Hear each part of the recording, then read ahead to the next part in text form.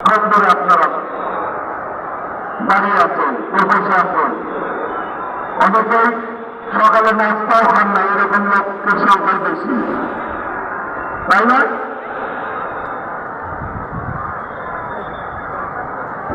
অনেকে রাতের বেলাও খান নাই, না খেয়ে এখানে দাঁড়িয়ে আছেন।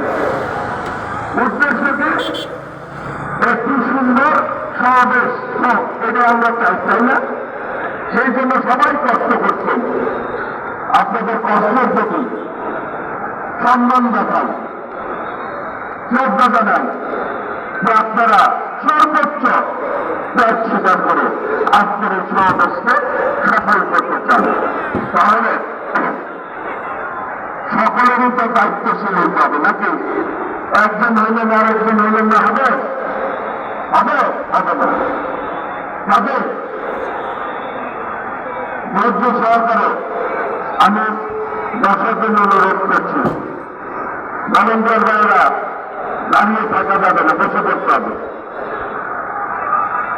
বসতে সুন্দর হবে, দেখতে সুন্দর লাগবে।